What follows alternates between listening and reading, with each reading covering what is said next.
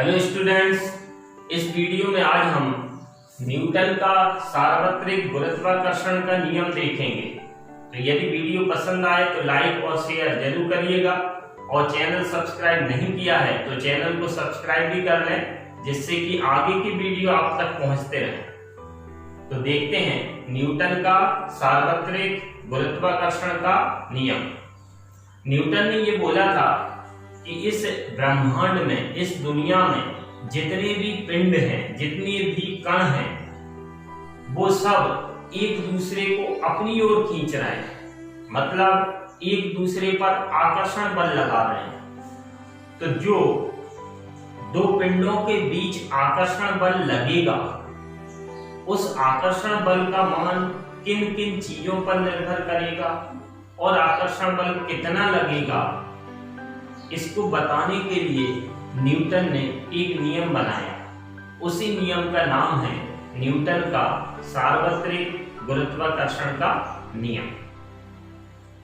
तो यदि एक पिंड ये है, इस पिंड का द्रव्यमान m1 और एक पिंड ये है, इस पिंड का द्रव्यमान m2 है। दोनों पिंडों के बीच की दूरी स्मॉल r है। कभी भी दो पिंडों के बीच की दूरी नापते हैं तो एक पिंड के केंद्र से दूसरे पिंड के केंद्र तक की दूरी नापी जाती है। तो दोनों पिंडों के केंद्रों के बीच की दूरी है स्मॉल r।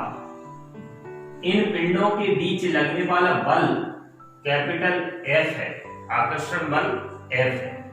तब इस नियम को हम केवल इस सूत्र से याद रखेंगे, F अनुक्रमानुपाती m1 m2 upon r square.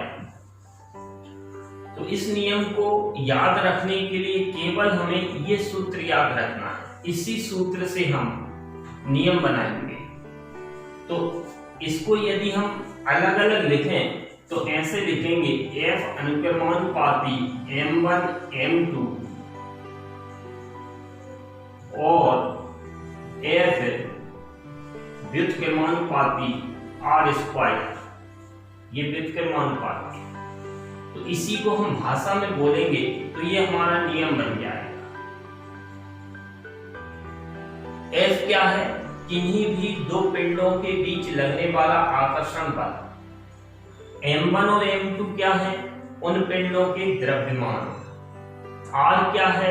दोनों पिंडों के बीच की दूरी।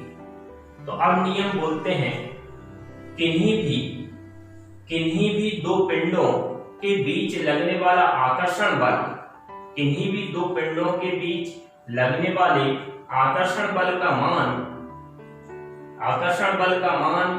उन पिंडों के द्रव्यमानों के गुणनफल, पिंडों के द्रव्यमानों के गुणनफल के अनुक्रमानुपाती होता है तथा उन पिंडों के बीच की दूरी के वर्ग के व्युत्क्रमानुपाती होता है। ये नियम। तो एक बार फिर से देखते हैं न्यूटन के सार्वत्रिक गुरुत्वाकर्षण का नियम। तो इस नियम के अनुसार किन्हीं भी दो पिंडों के बीच लगने वाले आकर्षण बल का मान उन पिंडों के द्रव्यमानों के गुणनफल के अनुक्रमानुपाती होता है तथा उन पिंडों के बीच की दूरी के वर्ग के व्युत्क्रमानुपाती होता है। तो यदि m1 और m2 द्रव्यमान के दो पिंड r दूरी पर रखे हैं और उनके बीच लगने वाला बल F है, तब F अनुक्रमानुपाती m1 m2 तथा F व्युत्क्रमानुपाती r स्क्वायर।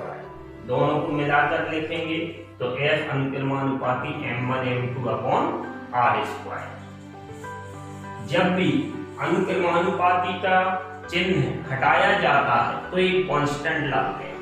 तो इधर न्यूटन जी जो नियतांक लाए थे वो कैपिटल G है, तो अनुक्रमानुपाती का चिन्ह हटाएंगे तो कैपिटल G कांस्टेंट आया और m1 m2 upon r square. यही न्यूटन का सार्वत्रिक गुरुत्वाकर्षण का नियम है। यहाँ पर जो g है वो एक नियतांक है जिसका नाम है सार्वत्रिक गुरुत्वीय नियतांक।